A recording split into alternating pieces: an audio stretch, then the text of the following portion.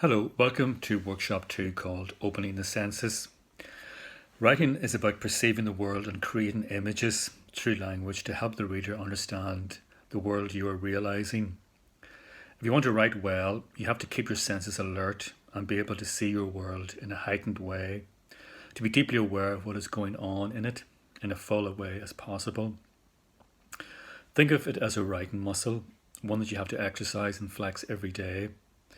Often we take the world for granted and become immersed in habitual ways of looking at things. It's important to go about your daily routine with your eyes and ears open, always looking for the unusual in the ordinary or a fresh perspective on commonplace things. Keep your other senses alert too. Think of the smells, tastes and textures you encounter. Is there a way of putting these experiences into words?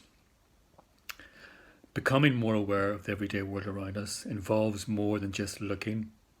You must also start to smell, feel, taste and hear the world you are trying to create.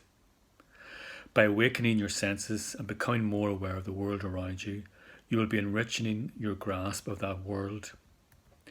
Once this heightened way of perceiving your environment has trickled down into your writing, your reader will benefit, getting a much fuller picture of the world you are creating.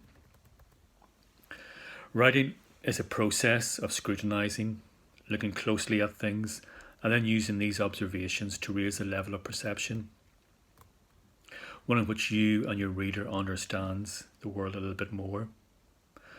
So how do you describe a rough surface or a bitter taste in an interesting way that has an immediate effect on the reader? A great way to lift the reader's perception is to use metaphors and similes. Metaphors are figures of speech that directly refer one thing to another without using the word as or like. For example, the sun was an orange, his eyes were a laser, the mud was treacle. Similes are comparisons which use the words as or like, e.g. the sun was like an orange, his eyes roved the room like a laser, the mud was as soft as treacle. Think of comparisons that fit the sensation you're trying to describe. For example, the rough surface might be compared to gravel, and the bitter taste might be compared to that of a lemon. Try to find a metaphor or simile that fits the context. Remember, your writing will always benefit from exercising your sensory awareness. Sensory perceptions will offer dimensions that will enrich your stories and poetry. Good writing that draws in the reader must use as many of the senses as possible to convey a convincing story. Too often, writers will fall into the trap of using just visual descriptions and ignoring the wealth of detail that comes through the other senses.